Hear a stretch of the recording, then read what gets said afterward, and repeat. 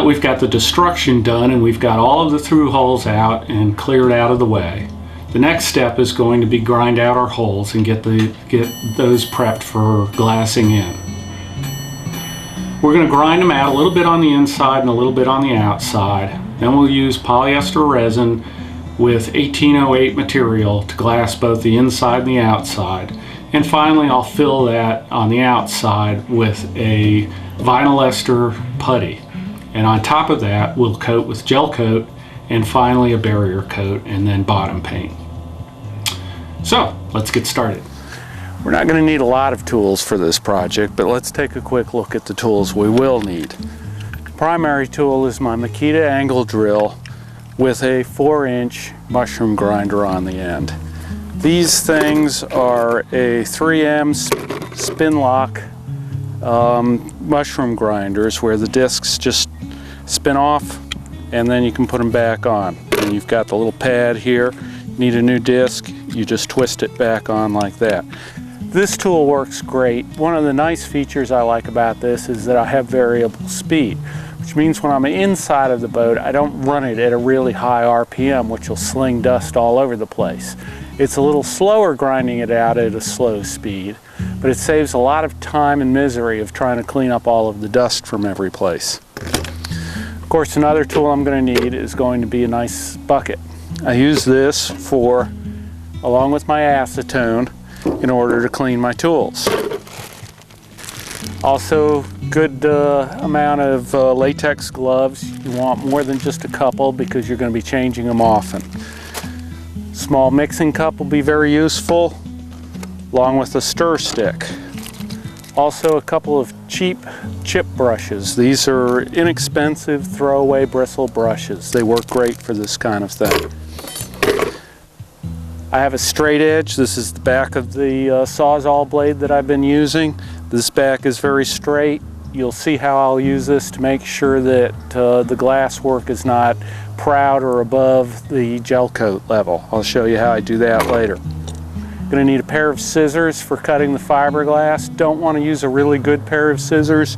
Find some cheap, inexpensive scissors because fiberglass will tear scissors up and will dull them out very quickly. Another very important tool is going to be a fiberglass roller. This you can get from pretty much any fiberglass supply store. You might have to Google it to find it. A lot of local marinas will carry these. It's a relatively inexpensive tool and you just use it to roll the wet fiberglass. This will work all the air bubbles out of the fiberglass and give you a really smooth finish. This is a critical tool to use and everybody who does any fiberglass work should have one or two of these around. And lastly, well, not quite lastly, but I've got a little bit of duct tape because what I'm going to do is tape the inside of the holes when I first start doing my glass patching so the glass doesn't push through the hole. I'll show you how I use that. And you're going to want a couple of scrap pieces of cardboard. This is great for laying your fiberglass down on and wetting it out before you put it in. Once again, you'll see how I'll use this. So we don't have a lot of stuff here, but everything is all very important. And of course, you'll also need your fiberglass resin and Gelcoat as well. So let's go ahead and get started. As I get to work on the inside, I'll turn on the vacuum cleaner and set the nozzle down close to the grinding disc. This way I can try to collect as much dust as possible.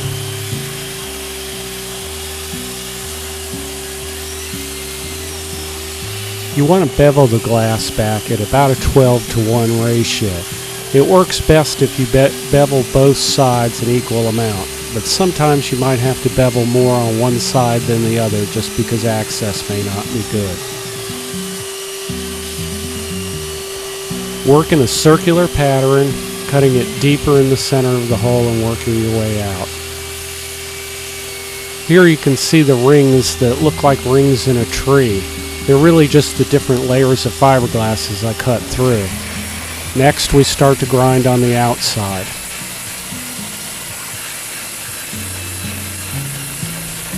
Just like on the inside, I'll take my time working around in a circular pattern, slowly cutting deeper in the center and feathering out towards the edge.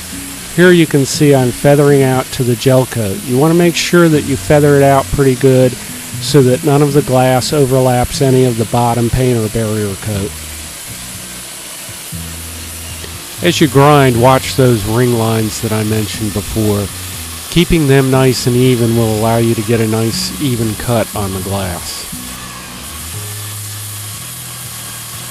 Here's a close-up view of the hole ground out.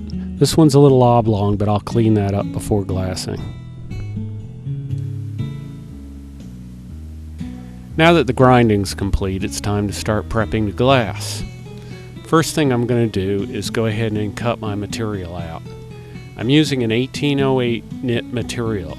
This means that it's an 8-ounce chopped strand mat knit to an 18-ounce woven roving.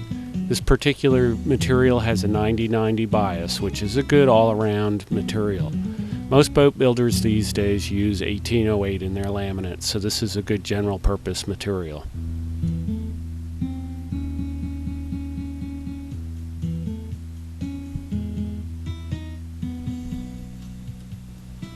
I like to cut my material in squares to start off with and then round off the corners. I find it's easier to get a nice round circle like this.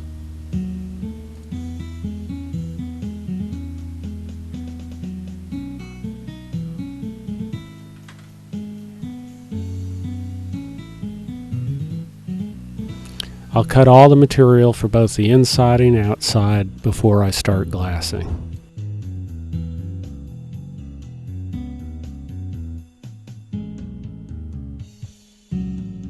Before we start glassing, I need to tape up the hole to stop the glass from pushing through, so I'll use duct tape for this.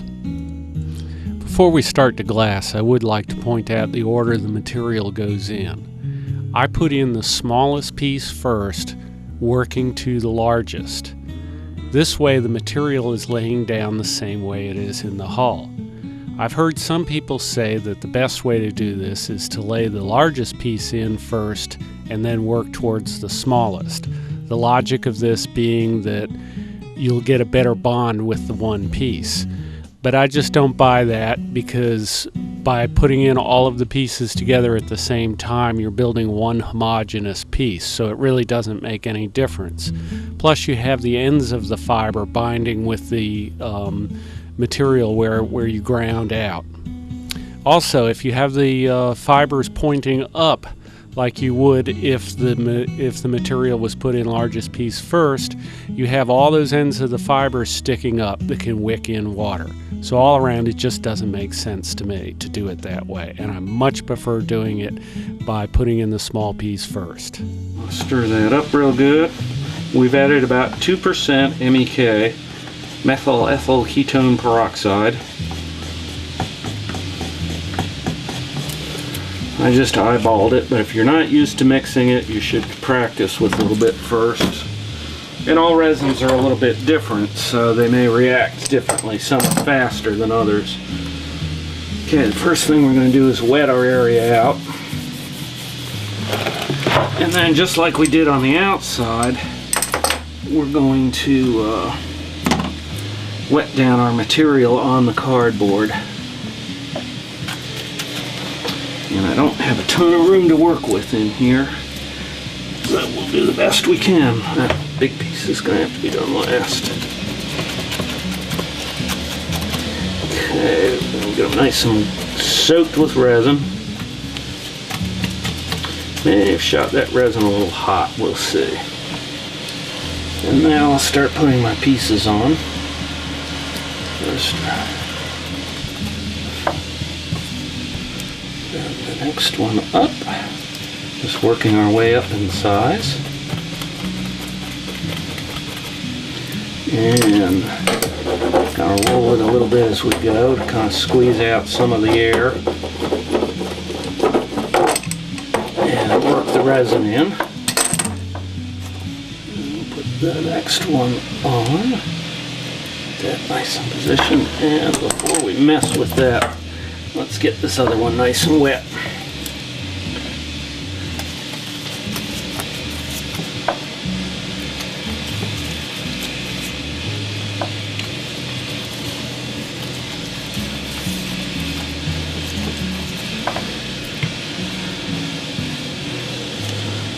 roll this one first while that one soaks.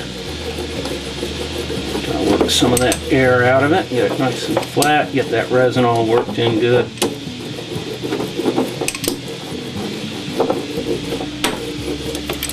And final layer. Right down there. Let's wet that one out a little bit more. I know we're a little heavy on the resin here, but we want to smooth this last layer out pretty good. Kind of clean up the edges there a bit. And roll that out, try to work some of that air out of it.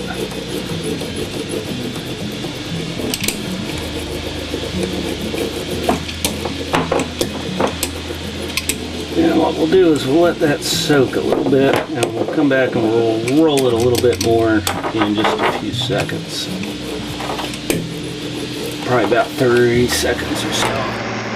In colder weather, it helps to heat up the glass a little bit with a heat gun. You just want to be careful to keep the heat gun moving so you don't get any one spot too hot. Once the glass is fully cured, it's time to start grinding and smoothing it down. I usually find it best to let the glass cure overnight before I start this process. We want to grind it down so that it's just a little bit below the surface of the gel coat.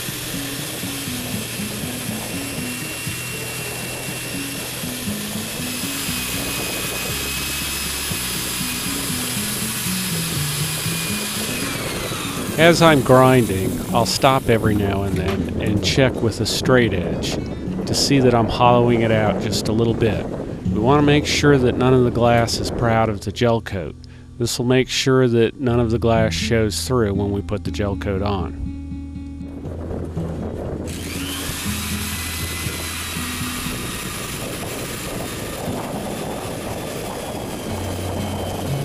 Once we've hollowed out the glass a bit, it's time to fill in with some putty. We'll mix the putty first and then slowly trowel it in. I use a plastic body filler tool that you can get at most auto parts stores. I just smoothly trowel the putty in, trying to get it just a little bit high of the gel coat, because this is an easily sandable material and we'll sand it back down without any problem. Now, of course, we're only going to do this on the outside of the boat because the inside of the boat doesn't need to be faired out like this. Once the putty's hardened, I'll sand it down like I did with the fiberglass. I'll use a electric DA sander to sand it down with about a 80 grit paper on it. Once again, I want to make sure that it's a little bit low of the surface of the gel coat so that when I put the gel coat on, I won't have any spots shadowing through. Next, it's time to apply the gel coat. You get better results by spraying the gel coat on, but because most of this was below the water line and I was going to cover it with a barrier coat anyway, it was just quicker and easier for me to brush it on. We've got the gel coat on. We've allowed it to dry overnight so it's good and hard. The next step is to smooth it down with our Porter Cable DA sander. I'm going to start with about 180, cut into it slowly so that I don't take too much off too fast. Then I'll get to a progressively lighter grit paper until I get to about 320, and then I'll stop there. The next step will be to add the epoxy primer like the rest of the bottom has. So let's get to it.